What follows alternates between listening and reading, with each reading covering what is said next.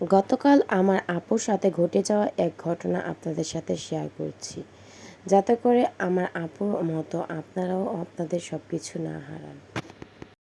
এখন রাস্তাঘাটে সব কিছু লুটে নেওয়ার জন্য বিশাল এক ফন্দি এই চক্রের। এইটা গতকাল ৩ তারিখ ৬ মাস ২০২৪-এর ঘটনা। আমার এক আপু আগারগাঁও কৃষি বিদ্যালয়ের সামনে থেকে রিকশায় উঠে তার গন্তব্যস্থলে যাওয়ার জন্য। তিনি যেটা বলেছেন, রিকশাওয়ালাকে তার শুরুতেই প্রথম পাগল পাগল মনে হচ্ছিল, অনেকটা গরিবও মনে হচ্ছিলেন। আশেপাশে কোনো রিকশা না থাকায় তিনি সেই রিকশাটাতে উঠতে বাধ্য হয়েছিলেন।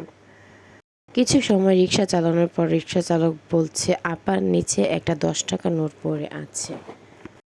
আপুকে জিজ্ঞেস করলো, এটা কি আপনার কিনা? আপু না বলতে সে বলল, তাহলে টাকাটা উঠিয়ে নিয়ে আসি।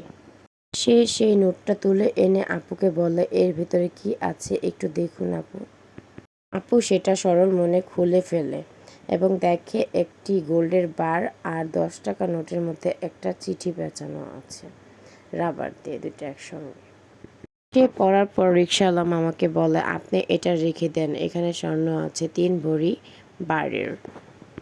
রিকশাওয়ালা তাকে বলে, আমি এটা নিয়ে কি করবো আপা, আপনি এটা রেখে দেন, আমাকে টাকা দিয়ে দেন।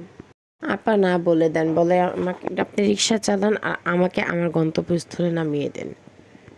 রিকশা চালক কিছুটা দূর আগানোর পর রিকশা থামিয়ে দেয়, যেটা ছিল সংসদের গেটের দিকে আসার রাস্তা। রিকশা থামানোর পর সে 2টা ছেলে দেখতে পান এবং তাদেরকে সেই কাগজটি দিয়ে বলে, এখানে কি লেখা আছে আর এখানে কতটুকু স্বর্ণ আছে আর কত দাম উঠবে। ছেলে 2টা বলল, এখানে 20,000 টাকার স্বর্ণ আছে, আমাদের দিয়ে দাও, আমরা তোমাকে 20,000 টাকা দিয়ে দিচ্ছি। পরে ছেলে 2টা আমার আপুকে বলে, আপা আপনি যদি পারেন তাহলে আপনি 20,000 টাকা দিয়ে আপনি নিয়ে নেন এই জিনিসটা। আমরা তো ছাত্র, আমাদের কাছে এত টাকা নেই, আমরা কিভাবে নেব এটা। পরে রিকশাওয়ালা মামা বলে, আমাকে ভাড়া দিয়ে বিদায় করেন, আমি আর যাব না, আমাকে পুলিশ ধরবে, যদি আপনি নেন আমাকে নিয়ে এই 20,000 টাকা দিয়ে দিন। সে বোকার মতো কোনো কিছু না বুঝেই সামনে থাকা ভূত থেকে 20,000 টাকা তুলে রিকশাওয়ালা মামাকে দিয়ে দেয় আর বারটা নিয়ে নেয়। সে এটা করতে বাধ্য ছিল, কারণ শুরুতে যে কাগজটা তাকে দেওয়া হয় দেখতে, সে কাগজটাই ছিল কিছু স্প্রে করা, যেটার কারণে তার মাঝে আর কোনো বোধ শক্তি কাজ করে নাই। বাসায় এসে সে অনেকটাই অস্বাভাবিক।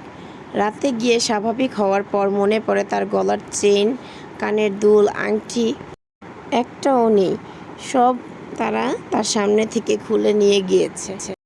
কিন্তু তার বিন্দুমাত্র সেন্সও নেই যে তার সাথে কি হচ্ছে। এইখানে এমন কি স্প্রে করা হয়েছে যেটার কারণে আপনি সব কিছু দেখতে পাবেন কিন্তু আপনার কোনো সেন্স কাজ করবে না। ওরা যা বলবে আপনি তাই করবেন, তাই করতে বাধ্য। আশেপাশে মানুষও কিছু বুঝতে পারবে না আপনার সাথে কি হচ্ছে। এটাকেই হয়তো বলে ডেভিল ব্রেথ। যে মানুষটা সুস্থ ছিল কিন্তু তার কোনো বোধগম্য নেই, কিছুই সে বুঝতে পারছে না, তার সামনে থেকে কত কিছু ঘটে যাচ্ছে। তাই বলছি, রাস্তায় কেউ কোনো পেপার থেকে কিছু পড়তে দিলে বা শুনতে দিলে কিছুই টাচ করবেন না। 22 ক্যারেট গোল্ডের বার দেখে লোভও করবেন না। সবই ছিল ওই রিকশাওয়ালা ও 2টা ছেলের চক্র। সবাই ভালো থাকবেন, সাবধান।